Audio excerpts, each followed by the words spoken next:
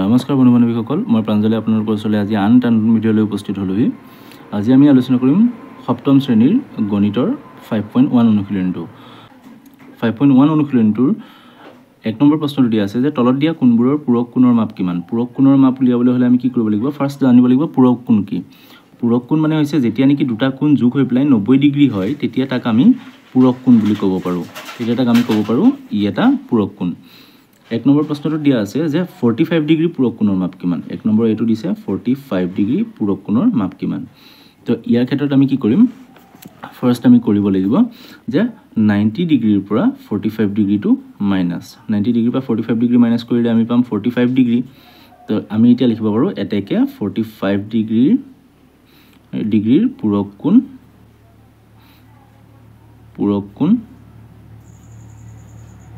হ'ল 45 ডিগ্ৰী।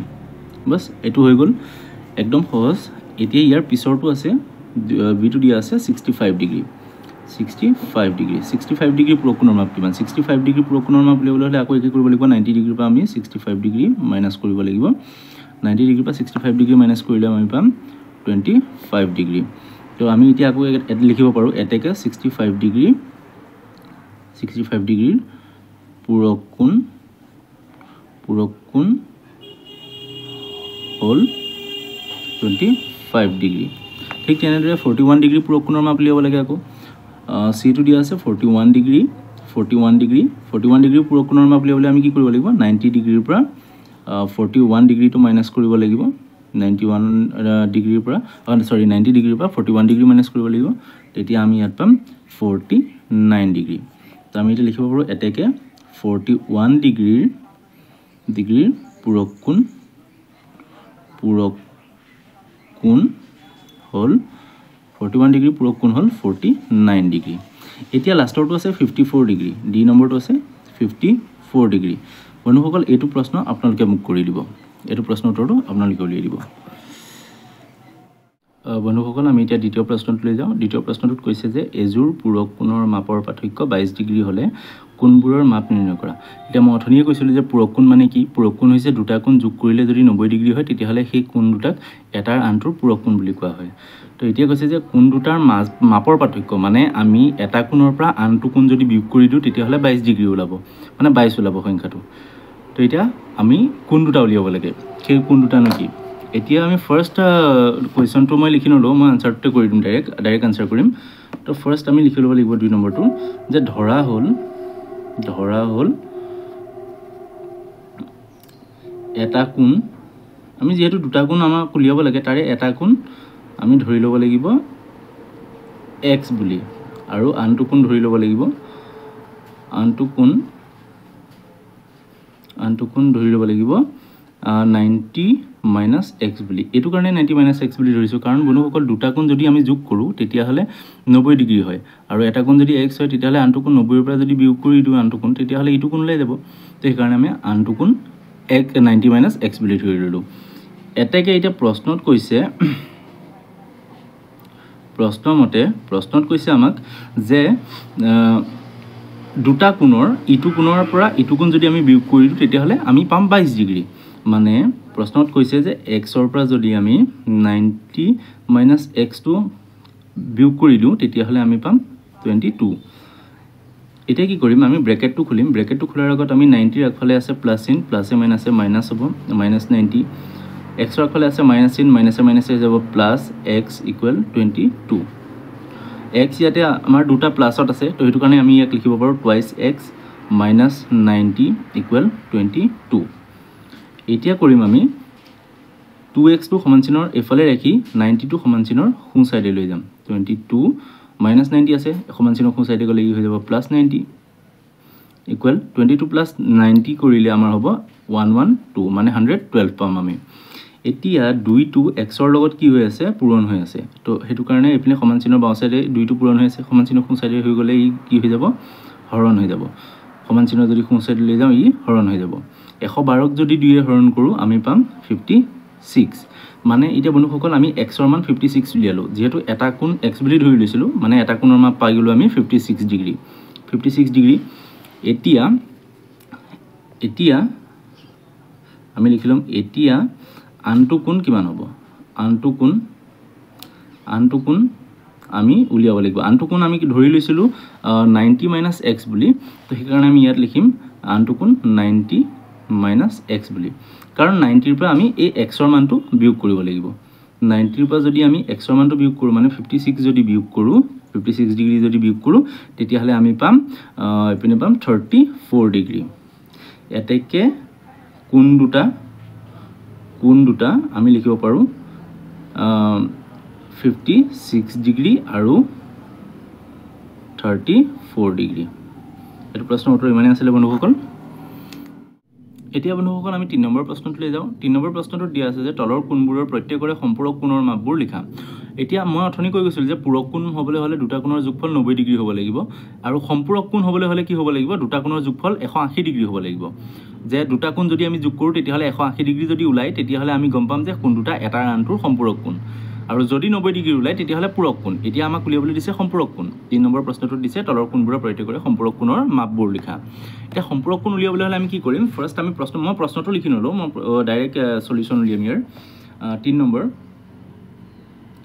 নম্বৰটো কি কৈছে 3 নম্বৰ এটো দিছে আমাৰ 100 ডিগ্ৰী এতিয়া এটো একদম সহজ পদ্ধতি আপোনালোকে চাই যাব সম্পূৰক কোণ হ'বলৈ হ'লে কিমান হ'ব লাগিব 180 ডিগ্ৰী হ'ব লাগিব দুটা কোণৰ যোগফল তেতিয়া আমি কি বুলি ক'ব পাৰোঁ সম্পূৰক কোণ বুলি ক'ব পাৰোঁ তো সম্পূৰক কোণ বুলি ক'ব পাৰোঁ যদি আমাৰ 180 ডিগ্ৰী ওলাই দুটা কোণৰ যোগফল সেই কাৰণে আমি কি কৰিব লাগিব 180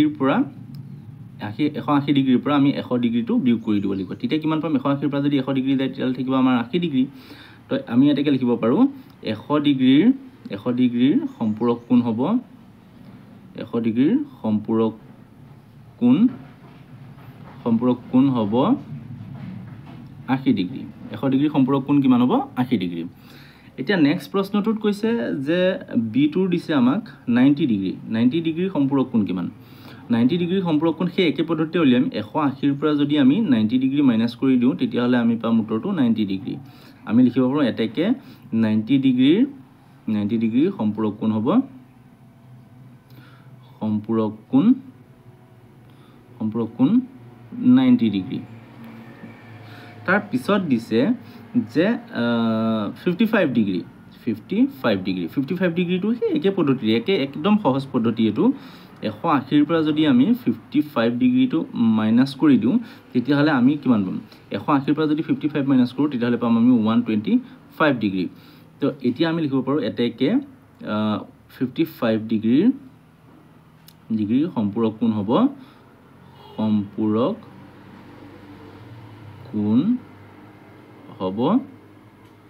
কিমান হ'ব 125 ডিগ্ৰী ঠিক তেনেদৰে বন্ধুসকল এটা আছে ডি নম্বৰটো দিয়া আছে আমাক 125 ডিগ্ৰী এইটো কোণৰ মাপটো আপোনালোকে সম্পূৰক কোণৰ মাপটো আপোনালোকে উলিয়াই পেলাই মোক কমেণ্ট ছেকশ্যনত জনাই দিবচোন জনাবলৈ নাপাহৰিব কিন্তু বন্ধুসকল তাৰ পিছৰ 4 নম্বৰ প্ৰশ্নটো দিছে যে এযোৰ সম্পূৰক কোণৰ ডাঙৰ কোণটোৰ মাপ সৰু কোণটোৰ মাপতকৈ 44 ডিগ্ৰী বেছি তো কোণ দুটাৰ মাপ নিৰ্ণয় কৰা মানে ডাঙৰ দুটা কোণ আছে দুটা কোণ আমাক কৈছে সম্পূৰক কোণ মানে 180 ডিগ্ৰী তো দুটা কোণৰ মাপ আছে দুটা কোণ যোগ কৰিলে নেকি আমি 180 ডিগ্ৰী হয় আৰু সেই যোনটো সৰু কোণ এটা ডাঙৰ কোণ আছে সেই সৰু কোণটোতকৈ ডাঙৰ কোণটো 44 ডিগ্ৰী বেছি হয় তেতিয়াহ'লে আমি কোণ দুটা উলিয়াব লাগে এইটো একদম সহজ আপোনালোকে চাই যাব স্কিপ নকৰিব খালি ভিডিঅ'টো স্কিপ কৰিলে আপোনালোকে একো বুজি নাপাব তো আমি কি লিখিব লাগিব ইয়াতে 4 নম্বৰটো যে ধৰা হ'ল আমি সৰু কোণটো প্ৰথমতে ধৰি ল'ব লাগিব সৰু কোণটো কিমান আছিল সৰু কোণটো কিমান বুলি ধৰিম সৰু কোণটো ধৰা হ'ল সৰু কোণটো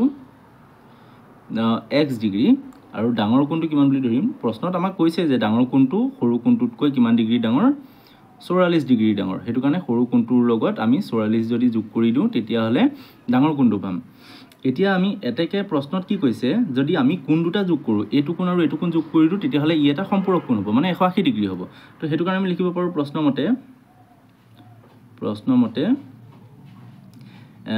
x plus 44 ইকুৱেল কিমান হ'ব 180 ডিগ্ৰী তাৰ পিছত এতিয়া কি কৰিম ইয়াতে x দুটা আছে হেতু কাৰণে আমি লিখিব পাৰোঁ twice x plus 44 ইকুৱেল 180 এতিয়া আমি কি কৰিম এই 44 টো যে সমান চিনৰ বাওঁ সাইডে আছে তাক সমান চিনৰ সোঁ সাইডে লৈ যাম সমান চিনৰ বাওঁ সাইডে থাকোতে এই মাইনাস চিনৰ প্লাস চিনত আছিল সমান চিনৰ বাওঁ সাইডে লৈ গলে ই হৈ যাব সৰি সমান চিহ্ন বাওঁ সাইডে মাইনাস প্লাস চিহ্নত আছিল সমান চিহ্ন সো সাইডে লৈ গলে ই হ'ব মাইনাসত -44 তো 180 পৰা যদি 44 যায় তেতিয়া হলে থাকিব ইয়াত 136 ডিগ্ৰী এতিয়া আমি 180 পৰা 44 মাইনাস কৰিবলৈ পালো 136 ডিগ্ৰী এতিয়া ইয়াতে দুইটো x2 ৰ লগত পূৰণ হৈ আছে আৰু সমান চিহ্নৰ বাওঁ সাইডে সমান চিহ্ন সো সাইডে ইয়াক লৈ গলে ই হৈ যাব হৰণ 136 ক ই হৈ যাব 2 এৰে হৰণ 2 এৰে যদি 136 ক হৰণ কৰো তেতিয়া হলে উত্তৰটো ওলাব আপোনালোকৰ